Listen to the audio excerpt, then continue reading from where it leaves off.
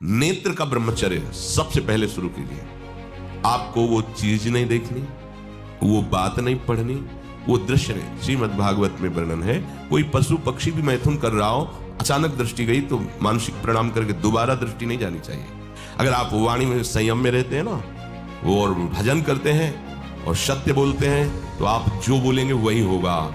एक एक इंद्री का जब आप ब्रह्मचर्य संयम करोगे तब आपका वीर संयम होगा। ध्यान रखना, आप नेत्रेंद्री से गंदे चित्र देखें, श्रवणेंद्री से गंदी बातें सुने, वाणी से गंदी बातें बोलें, रसेंद्री से गंदा भोजन करें और सोचे ब्रह्मचर्य रह जाएंगे, तो बिल्कुल नहीं, कदापि नहीं। ब्रह्मचर्य कोई खिलवाड़ नहीं है। ब्रह्मचर्य का रक्षा तभी वो उपासक कर सकता है जब सर्वतोभाविन ब्रह्मचर्य होगा। एक जनेंद्री के ही ब्रह्मचर्य की पुष्टता का जब आप लक्ष्य कर लोगे तो उसकी पुष्टता के लिए आपको सर्वतोभावेन ब्रह्मचर्य धारण करना पड़ेगा। सर्वतोभावेन नेत्र का ब्रह्मचर्य, जो नेत्र किसी को भी देखकर भोग कामना कर लेते हैं, भोग बुद्धि से देखते हैं वस्तु को, व्यक्ति को, किसी को भी, ये नेत्र से बेविचार हो रहा है। इसीलिए सावधान रहना चाहिए। जैसे नाटक, सिनेमा आदि हैं, वहां तो जान रहे हो चित्र हैं, पर उनमें जो अभिनय करने वाले जन हैं वो तो संसारी जन ही है ना। उनका पहनावा, ओढ़ावा, हाव भाव, अंग प्रत्यंग, अगर आप भगवत भाव से युक्त है तो संपूर्ण सृष्टि में कहीं भी दृष्टि जाए अपने प्रभु की भावना होती है। पर वहां तक पहुंचने के लिए आपको ये त्यागना होगा ना। आप किसी का अनुकरण न करें, आप अपनी स्थिति को देखें।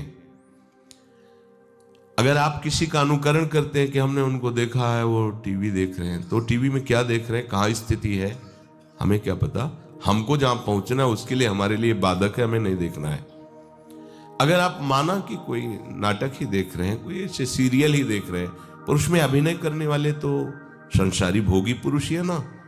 आप कोई त्यागी जितेंद्री महात्मा को थोड़ी देख रहे हैं। तो उस देखने में तन्मयता आती है, जिसको हम देखते हैं उस पर हम आसक्त होते हैं, तभी तो उसका सुख दुख अनुभव होता है। देखो, कोई ऐसी रोने वाली सीन आए तो रोना आ जाएगा, हंसने वाली आ जाए तो हंसना आ जाएगा, ऐसे तो उसका प्रभाव हम पर पड़ रहा है ना। तो हम किसी के अभिनय करने वाले के अंग प्रत्यंग को देख रहे हैं और वो कामुक होकर कोई काम चेष्टा कर रहा है या कोई ऐसा, वो सारा का सारा मन कवर कर रहा है आपका। और एकांत होते ही फिर जो मन अपना मनमानी करवाएगा, आप नहीं सह पाएंगे। इसलिए नेत्र का ब्रह्मचर्य सबसे पहले शुरू कीजिए। आपको वो चीज नहीं देखनी, वो बात नहीं पढ़नी, वो दृश्य नहीं। श्रीमद् भागवत में वर्णन है, कोई पशु पक्षी भी मैथुन कर रहा हो, अचानक दृष्टि गई तो मानसिक प्रणाम करके दोबारा दृष्टि नहीं जानी चाहिए। इसीलिए लिखा है कि आप एक धनुष भूमि को देखकर, एक धनुष, इसमें किसी की हानि नहीं होगी, आपकी भी हानि नहीं होगी। आप एक धनुष भूमि देख करके ही चलिए। मतलब बहुत लंबी दूरी देखने की जरूरत नहीं है, बहुत दृष्टि उठा करके इधर उधर गर्दन हिलाने की जरूरत नहीं है। और जैसे कि कोई टक्कर मार सकता है, तो देखो जिनको प्रारब्धानुसार टक्कर लगनी होती है ना, वो चाहे जितनी सावधानी से चलो, वो प्रारब्ध आकर के दंड देता है। अन्यथा सीम की चाप सके को तासु, बड़ रखवार रमापति जासु। आप जा रहे हो भगवत चिंतन करते हुए, तो प्रभु का नाम आपका पहरेदार अंग रक्षक है, कोई बाल भी बांका नहीं कर सकता। आपका प्रारब्ध यदि आया है, प्रभु से पास हो गया है कि आपको ये दंड मिलना चाहिए, फिर मिलेगा। आप निश्चिंत रहिए, निर्भय रहिए। प्रभु का जो विधान है वो मंगल करने वाला है।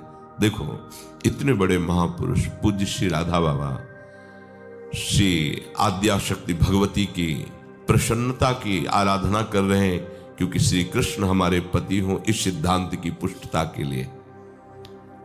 और पैर फिसल जाता है, स्नान करने जाते हैं, खड़ाऊ पहने हुए थे और अंग टूट जाता है, दवा नहीं लेते, बांस की खिपचाल बांधकर पुनः अनुष्ठान में बैठते हैं। बलिहारी ऐसी सामर्थ्य की, ये भागवतिक प्रारब्ध ऐसे महापुरुषों को भी दंड दे देता है।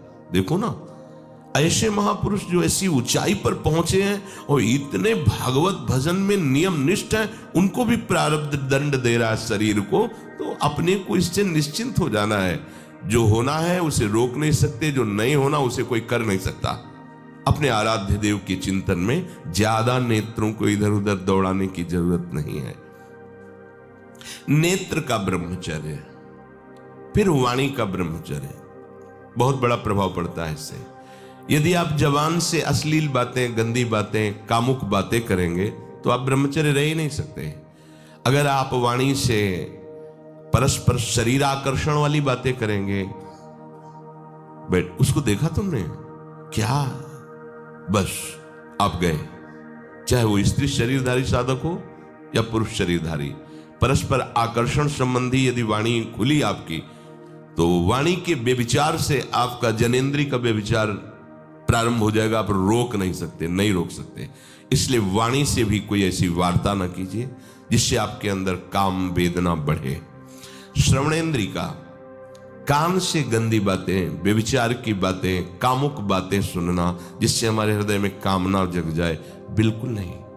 भले वो किसी को लेकर टीका टिप्पणी की जा रही हो, देखो वो साधक है, उसको हमने देखा वहां ऐसे देख रहा था, वैसे कर रहा था, वो तो आपको समझ में आ रहा है कि किसी साधक की बात कर रहे हैं, वो तुम्हारे नाश के लिए उपाय कर रहे हैं जो आपको ऐसी बात बता रहे हैं। क्यों? क्योंकि आप भी तो साधक हैं। श्रवणेंद्री का व्यभिचार हो रहा है। आराध्य देव के सिवा और कोई बात कान से सुनना उसे व्यभिचार कहते हैं। इसलिए महाप्रभु कहते श्रवण फूटो जो अन सुनो। ऐसा हमारा अगर कान कुछ और सुने तो फूट जाए, नेत्र कुछ और देखें तो ये नेत्र नष्ट हो जाए, वाणी कुछ और बोले तो मुख हो जाए। हमारी श्रवणेंद्री का व्यभिचार नहीं होना चाहिए। धर्म की बात, अपने आराध्य देव की बात, शास्त्र सम्मत बात हम श्रवण करें। अन्यथा अगर कोई ऐसा मित्र है या हमारा साथ में रहने वाला है, कोई किसी भी साधक की को लेकर बात कर रहा है, तो भी हमें कान में उंगली डाले नहीं। हम कोई ईश्वर थोड़ी कि हम किसी को संभाल लेंगे, हम अपने को नहीं संभाल पा रहे। हमारे सामने किसी की बात मत करो, ऐसी करना है तो प्रभु की चर्चा करो, अन्यथा मत करो। तो अगर आप श्रवणेंद्री का ब्रह्मचर्य, वाकेंद्री का ब्रह्मचर्य, नेत्रेंद्री का ब्रह्मचर्य और त्वगेंद्री का ब्रह्मचर्य, अनावश्यक किसी को स्पर्श मत करो। परस्पर विरोधी शरीर को तो भूल कर मत करो। विरोधी शरीर जिससे हमारा पुरुष शरीर है, सामने स्त्री शरीर है, तो किसी भी तरह से सेवा के लिए संकेत करना या किसी भी सेवा के लेन देन में बचाव पक्ष में रहो। यहां रख दीजिए सामान, फिर आप उठा लीजिए। सीधे हाथ में सामान लेना नहीं, सीधे हाथ में सामान देना नहीं, जमीन में रख दीजिए। बहुत पवित्र है तो आप कुर्सी पे जो भी आसन, उसका हाथ में लेने का नहीं। परस्पर विरोधी भाव वाले शरीरों का स्पर्श बिल्कुल निषेध है, किसी भी कारण से न किया जाए। मान लीजिएगा ये बहुत मतलब आवश्यक है, यदि आप इसमें चूक कर गए तो धीरे धीरे आप फिसल के वहीं खड़े हो जाएंगे जहां से चढ़ना मुश्किल है। किसी भी साधिका को, किसी भी साधक को परस्पर लेन देन हाथ में नहीं करना चाहिए। मानो हमारी बात, आपको माला देनी, चौकी पे विराजमान करो, हम उठा लेंगे। हमें कोई सामग्री, ये सामान रखिए, आप उठा लीजिएगा। कभी भी कोई भी परस्पर मुस्कुराहट, बातचीत, ऐसे कोई इशारे यदि दिखाई दे तो आप बचो और उसको बचाओ। साधक है, साधिका है, उससे गलती हो सकती है, आपसे भी गलती हो सकती है। आप सत्संग सुनते हैं, आपको लगा कि इसकी मुस्कुराहट, इसकी कुछ चेष्टा ऐसी दिखाई दे रही है जो हमारे अंदर कामुकता पैदा कर सकती है, उसको भी बचाओ और स्वयं बचो, तो भगवान आप पर प्रसन्न हो जाएंगे। वो देख रहे हैं अंदर की बात। साधक को बहुत सावधान रहने की आवश्यकता। ये इसको खिलवाड़ मत समझो, इसीलिए कह रहे हैं ये अध्यात्म है, ये परमार्थ है। आपको लगेगा नहीं कि क्या हुआ, मैं कहां भ्रष्ट हुआ, ऐसी जगह खड़े हो जाओगे कि जान भी नहीं पाओगे कि मैं कहां चढ़ रहा था, दोबारा उत्साह भी नहीं आ पाएगा। बात अच्छे से समझ लीजिए। तो हमारी त्वगेंद्री का व्यभिचार ना होने पावे, सहसा किसी का इस पर, किसी की भी अगर सेवा करने का सौभाग्य मिले, फिर उसमें ये प्रश्न नहीं उठता। अगर कोई गिरा पड़ा है, भला ऐसी स्थिति में कि मुझे अत्यंत आवश्यक है उसे उठाना, अगर नहीं उठाते तो वो कष्ट पा रहा, अचानक कोई गिर जाए, फिर हम ये नहीं देखेंगे, फिर ये हम सूत्र नहीं स्वीकार करेंगे कि अब हम तो ब्रह्मचारी हैं, अब हम खड़े खड़े देख नहीं। उसको अत्यंत आवश्यकता है हमारी। अब उस समय हम भूल गए अपने आप को और उसको उठा करके अगर हमें अस्पताल ले जाना, अस्पताल ले जाएंगे, जरूरत है हम उसकी सेवा करेंगे। सावधान, वो भगवत भाव से की हुई सेवा तुम्हारे अंदर आध्यात्मिक शक्ति पैदा करेगी, काम भावना नहीं पैदा करेगी। हमारी माँ बीमार हो और हमें उसे पता चला कि शौच कर दिया है, हमें शौचाना पड़े, हमें उसका मल धोना पड़े, तो क्या हमें काम जागृत हो जाएगा? क्या मेरी माँ है। हमारी बुद्धि कभी ऐसी नहीं होगी। आपका पिता है और आप लड़की हो, कोई दूसरा रह नहीं गया और वो बीमार है, आपको ऐसी क्या काम जागृत हो जाएगा? क्या अगर ऐसी सेवा में काम जागृत होता तो कोई नर्स ही अस्पताल में नहीं होती। हर सेवा उसको करनी होती है, नर्स को, चाहे वो स्त्री शरीर हो चाहे पुरुष शरीर हो, परस्पर विरोधी शरीरों की सेवा, पर कहीं काम थोड़ी जागृत होता है, क्योंकि उसको अपने सेवा धर्म से मतलब है। तो ये सेवा के समय इस सूत्र को न देखा जाए, पर ध्यान रखें, अत्यंत आवश्यक जहां आपके सिवा नहीं हो सकता वहां अगर हमें ऐसा अवसर मिलता है कि सेवा उसे हो सकती है, तो हम पहले उसे प्रेरित करेंगे।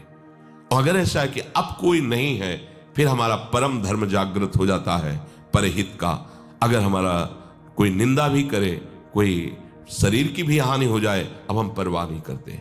परहित सरिस धर्म नहीं भाई, इससे बड़ा कोई धर्म नहीं है। पर ध्यान रखें, भगवान को साक्षी करके ये उस समय की बात है जहां बिल्कुल कोई अब गुंजाइश नहीं रह गई है।